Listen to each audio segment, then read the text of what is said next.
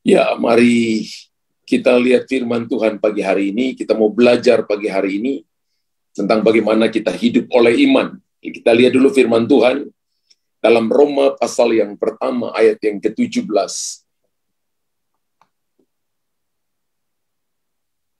Roma pertama ayat yang ke-17. Sebab di dalamnya nyata kebenaran Allah yang bertolak dari iman dan memimpin kepada iman. Seperti ada tertulis, orang benar akan hidup oleh iman. Ayo kita baca karena satu ayat saja. Sama-sama dengan keras. 3, 2, 1. Sebab di dalamnya nyata kebenaran Allah yang bertolak dari iman dan memimpin kepada iman. Seperti ada tertulis, orang benar akan hidup oleh iman. Alkitab katakan yang bertolak dari iman, memimpin kepada iman.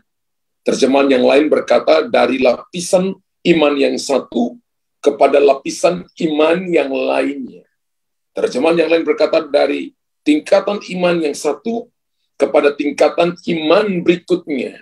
Dan Alkitab berkata bahwa ketika Bapak, Ibu, dan saya melakukan firman, tinggal dalam firman, maka iman kita akan semakin naik. Firman Allah berkata, orang benar akan hidup oleh iman. Wow. Orang benar akan hidup oleh iman. Ada salah satu filsuf Tiongkok bernama Chung Tzu. Ya. Dia berkata kepada temannya, mereka berjalan di tepi sungai. Dan dia berkata kepada temannya, bahagia sekali ikan-ikan itu di dalam air. Dia lihat ikan-ikan sedang berenang dalam air, dan dia berkata, bahagia sekali ya ikan-ikan itu di dalam air. Temannya berkata, bagaimana kamu tahu bahwa ikan-ikan itu bahagia atau tidak bahagia? Temannya bertanya kepada dia. Dan ini menjadi sebuah pertanyaan yang sama dengan kehidupan saudara dan saya. Bahwa sama halnya dengan kita hari ini, Bapak Ibu. Hanya karena apa yang kita rasakan nyata, tidak berarti perasaan kita selalu benar dan akurat. Saya ulangi ya. Sama halnya dengan kita hari ini, apa yang kita rasakan nyata, tidak berarti bahwa perasaan kita selalu benar dan akurat. Kenyataannya bisa saja berbeda, betul? Benar? Kenyataannya bisa saja berbeda. Jadi, seperti apa hidup beriman yang Tuhan kehendaki? Ya, Tuhan tidak mau kita hidup karena main perasaan. Tuhan tidak pernah mau kita hidup karena sebuah kenyataan yang sekarang kita lihat. Tapi Tuhan mau kita hidup oleh iman. Ini penting sekali. Ya, ini penting sekali. Bahwa kenyataan bisa menipu kita, perasaan bisa menipu kita, tapi hidup oleh iman akan membawa kita kepada sesuatu yang nyata. Bahkan akan di luar daripada apa yang kita lihat dengan mata, kita pikirkan, apa yang timbul dalam hati bisa melampaui itu kalau Anda hidup oleh iman. Jadi seperti apa hidup beriman yang Tuhan kehendaki dari kita? Kita belajar yang pertama, hidup dengan iman, bukan hanya dengan perasaan. Tuhan tidak mau saudara dan saya hidup hanya dengan perasaan, tapi Tuhan mau kita hidup dengan iman. Amsal 3 ayat yang kelima berkata, percayalah kepada Tuhan dengan segenap hatimu, dan jangan bersandar kepada pengertianmu sendiri. Percayalah kepada Tuhan dengan segenap hatimu, dan janganlah bersandar kepada pengertianmu sendiri. Wow. Alkitab berkata bahwa kita tidak boleh main di perasaan. Jangan bersandar kepada pengertianmu. Pengertian, ya, jiwa itu pikiran, perasaan, dan kehendak. Jangan main di jiwa, jangan main di perasaan. Karena perasaan bisa menipu saudara dan saya. Tapi iman adalah kebenaran. 2 Korintus pasal 5 ayat yang ke-7 berkata, sebab hidup kami ini adalah hidup karena percaya, bukan karena melihat. Hidup kami ini adalah hidup karena percaya, bukan karena melihat. Jadi kekristenan saudara dan saya identik dengan apa yang tidak lihat, namun percaya. Bukan lihat dulu baru percaya, tapi yang tidak lihat, namun percaya. Ini Bapak Ibu sedang hidup oleh iman.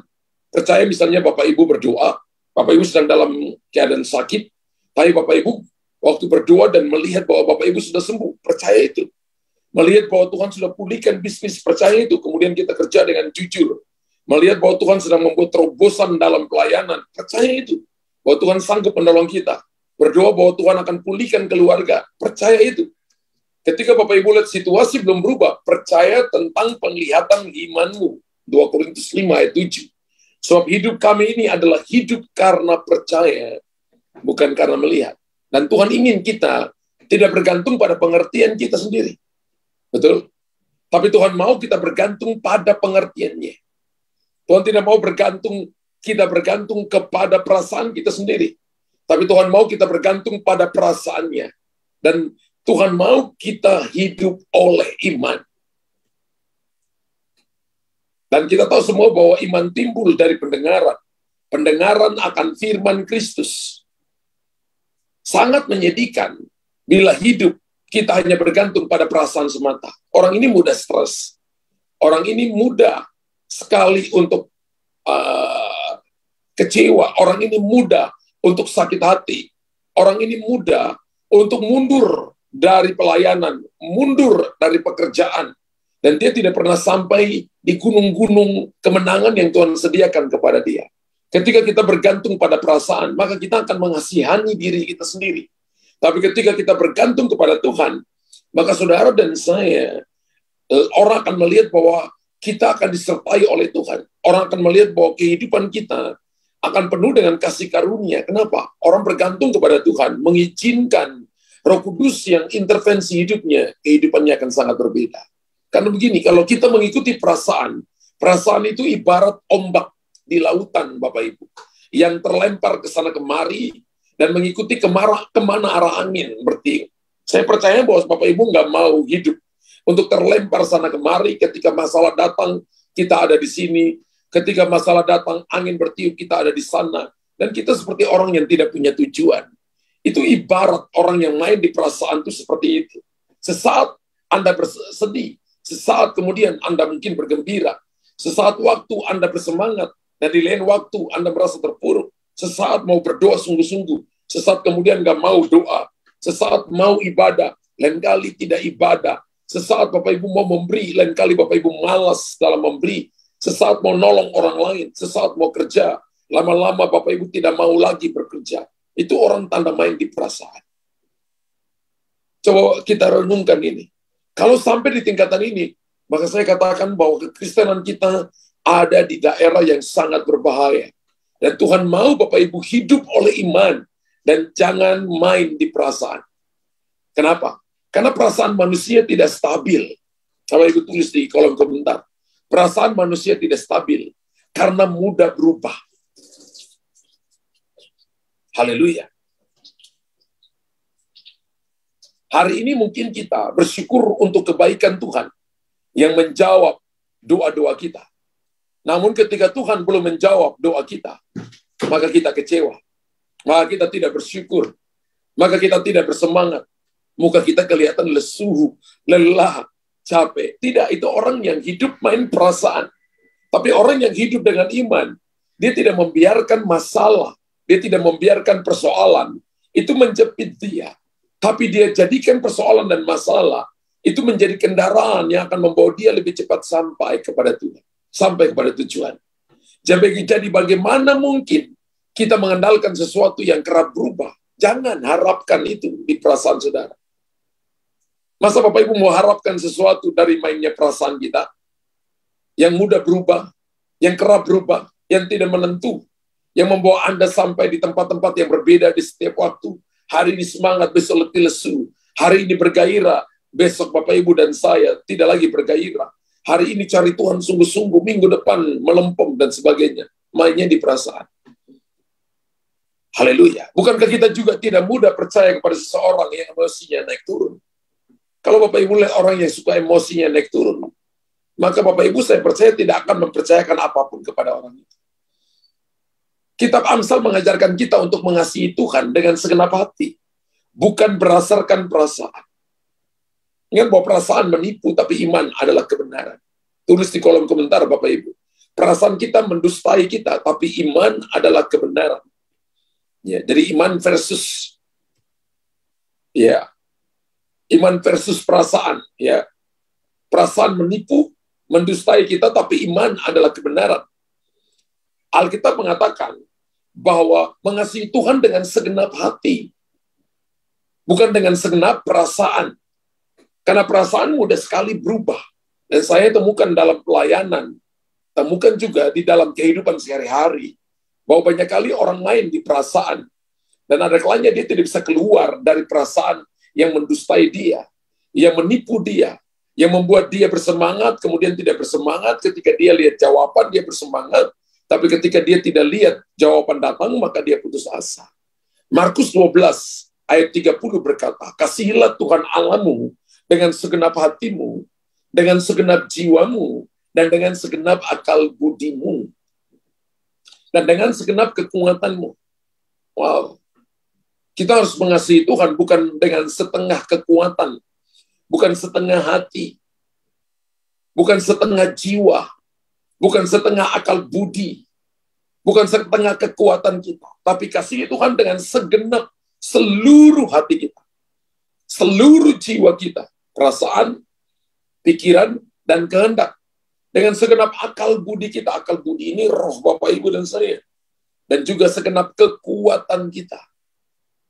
Wow, mungkin kita bertanya-tanya, manusia kan punya perasaan.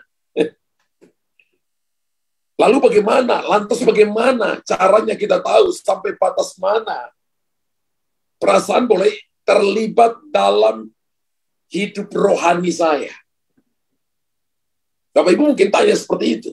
Apakah dalam perjalanan iman kita tidak boleh pakai perasaan?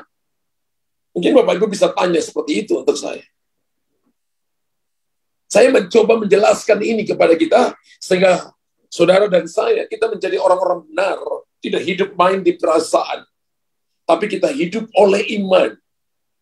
Apakah dalam perjalanan iman kita tidak boleh pakai perasaan? Dan itu sebuah pertanyaan yang perlu kita jawab. Seimbangkan dulu iman dengan perasaan. Ya, saya mulai dengan kata ini, seimbangkan dulu iman dengan perasaan. Kenapa? Karena ketika perasaan sejalan dengan iman,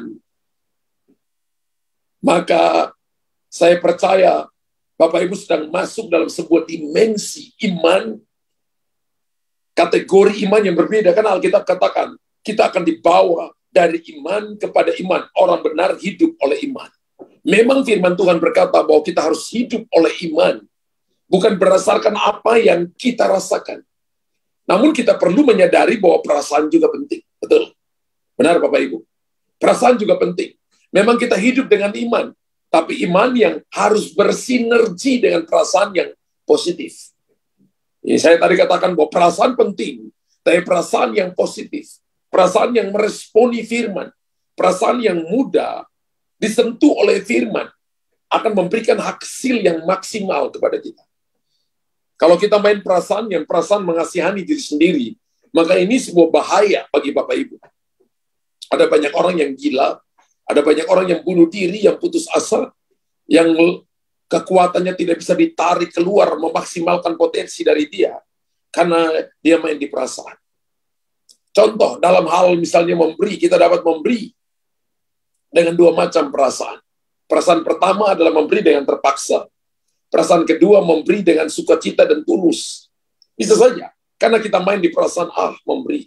Misalnya dalam hal keuangan, atau Bapak Ibu disuruh untuk menabur sesuatu, kita bisa main di situ. Memberi dengan terpaksa, memberi dengan sedih, memberi dengan tidak rela, memberi dengan tidak sukacita. Namun perasaan yang kedua adalah memberi dengan tulus hati, memberi dengan sukacita, ya, memberi semata-mata karena ya Tuhan suruh maka saya beri. Dia nggak main di perasaan, dia cuma tahu karena Tuhan suruh saya lakukan. 2 Korintus 9 ayat yang ke-7, hendaklah masing-masing memberikan menurut kerelaan hatinya, jangan dengan sedih atau karena paksaan, sebab Allah mengasihi orang. Ayat yang ke-7, Allah mengasihi orang yang memberi dengan sukacita. Wow. Kalau Memberi jangan pernah karena terpaksa. Ya, jangan memberi karena paksaan. Kalau kamu nggak beri, kamu dihukum lah. Kalau kamu nggak memberi, kamu akan begini. Itu terpaksa, itu mengancam. Orang memberi karena mengasihi Tuhan. Orang melayani karena mengasihi Tuhan. Dan Bapak Ibu kalau lakukan ini, itu tingkatan bahwa orang memiliki iman. Mungkin Bapak Ibu dan saya belum tahu banyak, tapi kita mau memberi hati kita. Tadi kan Alkitab katakan, mengasihi Tuhan segenap hati, segenap pikiran, segenap jiwa, segenap kekuatan kita. Lakukan aja dengan sungguh-sungguh di hadapan Tuhan. Maka kita akan melihat perkara-perkara besar, perkara-perkara ajaib. Contoh lain adalah misalnya Bapak Ibu punya belas kasihan. Misalnya Tuhan Yesus, dia menolong orang-orang yang lapar ketika mereka harus diberi makan. Ya. Dia mengutus 12 muridnya. Bapak, Ibu, dan saya juga, hari ini kita bisa mengenal Tuhan, diselamatkan, semua karena belas kasihan dan kasih karunia-Nya. Efesus 2 ayat yang ke-8, Alkitab berkata kepada kita, coba kita lihat Efesus pasal 2 ayat yang ke-8.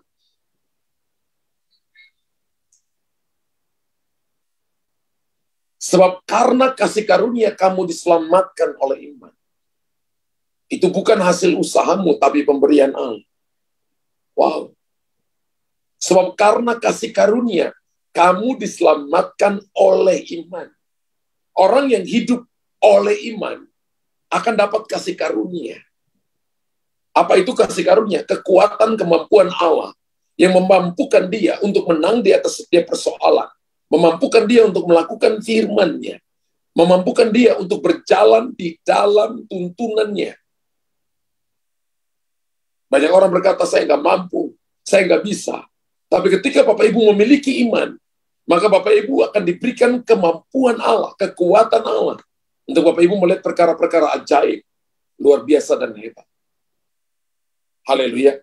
Satu saat saya melayani satu keluarga maksud saya. Keluarga ini keluarga muda.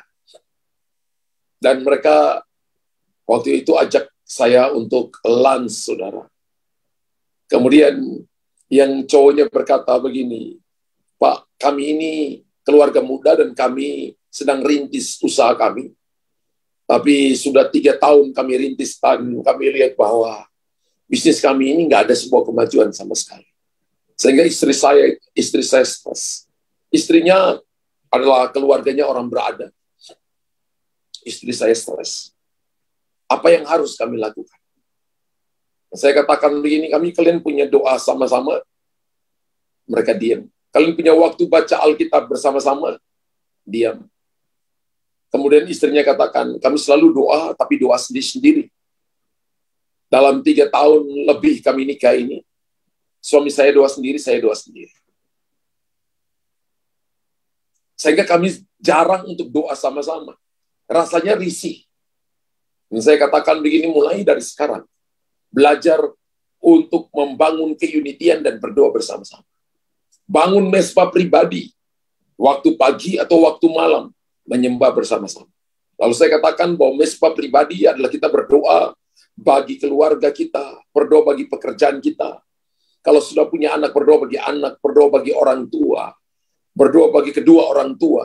Lindungi, jaga mereka. Perlindungan Tuhan supaya mereka mengenal Tuhan dengan benar. Diajarkan mereka, ada pujian penyembahan. Ada waktunya di mana mereka setelah berdoa. Waktu di mana mereka saat teduh untuk mendengarkan Tuhan bicara kepada mereka. Saya ajarkan mereka tentang bagaimana mereka bersaat teduh. Waktu pagi atau waktu malam. Dan kemudian, 3 tahun kemudian. Jadi pernikahan mereka sudah 8 tahun lebih. Saya ketemu dengan mereka. Dan saya lihat bahwa mereka berbeda, bersuka cita. Mereka ajak saya juga lunch. Lalu mereka katakan, Pastor masih ingat kami? Saya bilang, saya ingat. Bagaimana dengan pekerjaan kalian? Mereka katakan begini, sekarang bisnis kami berjalan dengan baik. Dan Tuhan memberkati kami dengan luar biasa. Saya tanya, bagaimana bisa? Waktu kami ketemu dengan pastor, dan kemudian kami mulai percaya dengan iman, bahwa ketika kami membangun kehidupan doa, kami percaya firman Allah, 1 orang mengalahkan 1000, tapi 2 orang mengalahkan 10.000. Berarti kekuatan daripada berdua, daya dorongnya lebih kuat ke depan. Kami berdoa dengan rutin. 3 bulan kemudian belum terjadi apa-apa. 6 bulan kemudian, kami lihat kami mulai dipercaya. Tuhan memulihkan keuangan, pekerjaan kami, bisnis dipulihkan. Dan hari ini kami diberkati Tuhan dengan luar biasa, Pastor.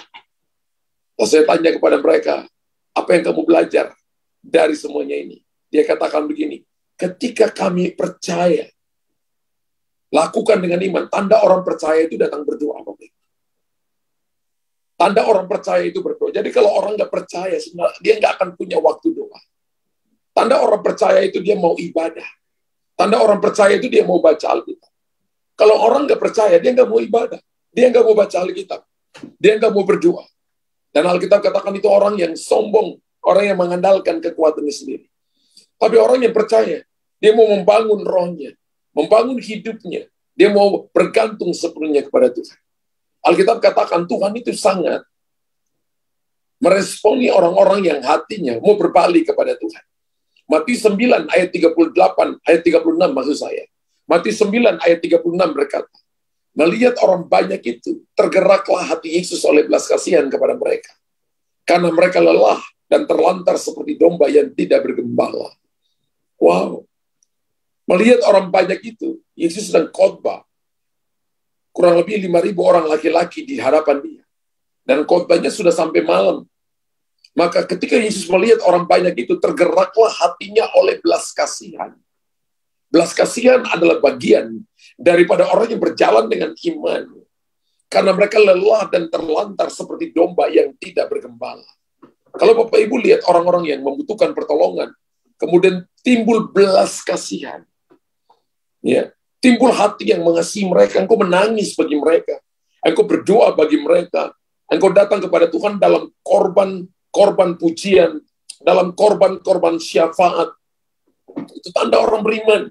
Dan engkau akan melihat terobosan besar, pemulihan besar yang akan Tuhan nyatakan dalam hidup. Amin. Karena itu Bapak Ibu jangan kita remehkan hal-hal kecil yang timbul dalam hati kita, yang meresponi firman Allah. Bapak Ibu lakukan terus, mulai hidup karena iman dan bukan karena perasaan. Kita belajar bahwa ketika perasaan tidak sejalan dengan iman, poin yang kedua, ketika perasaan tidak sejalan dengan iman, maka jangan ikuti. Di sisi lain, perasaan juga dapat membuat kita tidak hidup dalam iman. Tadi, boleh nggak kita hidup dalam perasaan? Boleh. Selama perasaan itu terkoneksi dengan firman Tuhan. Perasaan itu membangun hal-hal yang positif. Makanya jaga pergaulan kita. Jangan bergaul dengan orang yang suka lemas, suka berkatakan kata-kata yang melemahkan diri atau melemahkan orang lain. Jangan bergaul dengan orang-orang yang membuat Anda dan saya semakin bergaul dengan orang ini kok. Semakin tidak merasa bertumbuh ya. Semakin jauh dari Tuhan ya. Mulai pisahkan dirimu. Mengasihi orang itu, tapi Bapak, Ibu, dan saya, cari pergaulan di mana Anda punya rekan-rekan bergaul adalah orang-orang yang imannya bertumbuh. Ketika perasaan tidak sejalan dengan iman, maka Bapak, Ibu, dan saya bisa berhenti sebentar untuk evaluasi diri. Di sisi lain, perasaan juga dapat membuat kita tidak hidup dalam iman. Seperti membuat keputusan-keputusan yang salah. Atau yang tidak sesuai dengan kehendak Tuhan. Wow, orang main di perasaan. Dia berkata, keadaanku pasti buruk. Bisnisku pasti tidak akan maju. Keluargaku pasti akan tambah amburadul. Anak-anakku pasti tidak punya masa depan. Misalnya Anda beriman bahwa kelak Anda akan menemukan pasangan hidup yang berasal dari Tuhan. Tapi kenyataannya sampai sekarang itu belum terjadi. Makanya saya katakan bahwa jangan berhenti beriman. Jangan berhenti percaya. Bapak Ibu berdoa, Bapak Ibu beriman, tapi Bapak Ibu juga harus hidupi apa yang Bapak Ibu yakini itu. Amin. Ketika Bapak Ibu tidak meyakini, ada banyak orang yang hidup, misalnya perempuan terlalu banyak memilih. Padahal mungkin saja Tuhan sudah berikan kepada dia, sehingga akhirnya dia tidak dapat pasangan hidup. Belum dapat pasangan hidup, bukan tidak. Belum mendapatkan pasangan hidup, sedangkan umurnya mungkin bertambah, contoh. Ketika kita berkenalan dengan seorang yang tidak percaya Tuhan, Anda berpikir mungkin, oh saya dipanggil untuk itu. Alkitab mengatakan, bahwa saya tidak boleh menikahi seorang yang tidak percaya. Tapi perasaan saya mengatakan, dia adalah orang yang tepat untuk saya. Ini kan waktu untuk selamatkan jiwa. Bagi saya itu main di perasaan, saudara. Firman Allah berkata dalam 1 Korintus 7 atau 1 Korintus 8, bahwa terang dan gelap tidak mungkin bersatu. Mungkin orang itu ganteng atau orang itu cantik, mungkin orang itu kaya, punya segalanya. Tapi kalau dia tidak percaya kepada Yesus, Anda temukan pasangan yang salah. Jangan membenarkan perasaanmu ketika Anda suka. Kalau Bapak Ibu datang kepada Tuhan, terutama anak-anak muda, Anda cari pasangan hidup, maka hatimu harus netral, hatimu harus nol. Jangan dulu suka, Bapak Ibu ya. Jangan Bapak Ibu suka lebih dulu. Tapi datang kepada Tuhan dengan hati yang nol, menunggu jawaban Tuhan. Atau mungkin Bapak Ibu marah dengan seseorang dan ingin memaafkan orang itu. Untuk hal-hal buruk yang dia lakukan. Yang pernah lakukan untuk saudara. Tapi perasaan Anda berkata begini, nanti dia injek-injek saya, tidak hargai saya. Nanti dia pikir bahwa saya ini orang yang lemah, orang yang rendah. Pengampunan itu bukan masalah perasaan. Pengampunan itu adalah masalah bagaimana kita tahu kebenaran. Dan kita mau lakukan kebenaran itu. Alkitab mengajarkan kepada kita, jika kita mengampuni, maka Tuhan mengampuni. Alkitab mengajarkan kepada kita, Matius pasal 5, 23, 25, kalau kita datang persembahkan korban, dan teringat sesuatu kepada seseorang, maka tinggalkan dulu korban, tinggalkan dulu ibadah, pergi berdamai dengan orang itu, baru datang mempersembahkan korban. Matius 6, 14, 15 berkata, jika kita mengampuni, Bapa di sorga mengampuni. Tapi jika kita tidak mengampuni, Bapa di sorga tidak akan mengampuni kita. Ketika kita main di perasaan, maka tekanan di perasaan. Banyak orang yang cancer karena tekanannya di perasaan. Banyak orang yang sakitnya rematik, sakitnya di jantung, sakitnya di paru-paru, karena tekanannya ada di perasaan. Banyak orang sakit di bagian tulang belakang, sakit migren terus-menerus, pada waktu malam tidak bisa tidur, karena mainnya di perasaan. Tapi ketika Bapak Ibu dengan iman, saya percaya Tuhan memberikan kepada Bapak Ibu anugerah tidur yang nyenyak. Memberikan kepada kita damai sejahtera yang melampaui segala akal. Ibrani 3 ayat 15, coba kita lihat. Ibrani 3 ayat yang ke-16. 3 ayat 15, sorry. Ibrani pasal 3 ayat yang ke-15. Tetapi apabila pernah dikatakan pada hari ini, jika kamu mendengarkan suaranya, jangan keraskan hatimu, seperti dalam kegeraman. Ketika Bapak Ibu dengarkan firman, jangan keraskan hati. Dalam kegeraman itu dalam amarah, dalam sakit hati, main di perasaan, menyimpan dalam perasaan, dan tidak mau keluar dari situ, ini berbahaya. Ya. Ketika kita mendengarkan suara Tuhan, maka meresponi suara Tuhan dan melakukan itu dalam hidup kita. Maka Bapak Ibu akan melihat terobosan besar yang akan Tuhan nyatakan bagi saudara dan saya. Hal yang ketiga adalah, kalau kita bicara, maaf, sejauh apa perasaan boleh terlibat dalam hidup iman kita? Dan itu pertanyaan yang perlu kita jawab. Sejauh apa perasaan boleh terlibat dalam hidup iman kita? Perasaan bisa terlibat dalam hidup kita jika dan hanya jika perasaan itu sejalan dengan iman atau sejalan dengan firman Tuhan. Saya katakan sekali lagi untuk Bapak Ibu, perasaan bisa terlibat dalam hidup kita dan hanya jika perasaan itu sejalan dengan firman Tuhan. Jadi kalau Bapak Ibu tidak suka baca firman Allah, pikiran kita tidak dikuasai firman, saya percaya bahwa setiap keputusan kita pasti akan keliru dan salah. Tapi ketika kita membiarkan jiwa kita dikuasai oleh firman, maka langkah-langkah kita akan dipimpin oleh firman. Pikiran perasaan kita akan dipimpin oleh firman. Efesus pasal 2 ayat yang ke-5 berkata, dikatakan begini, hendaklah dalam hidupmu bersama engkau menaruh pikiran dan perasaan yang terdapat dalam Kristus Yesus. Jadi pikiran dan perasaan Kristus adalah firman-Nya.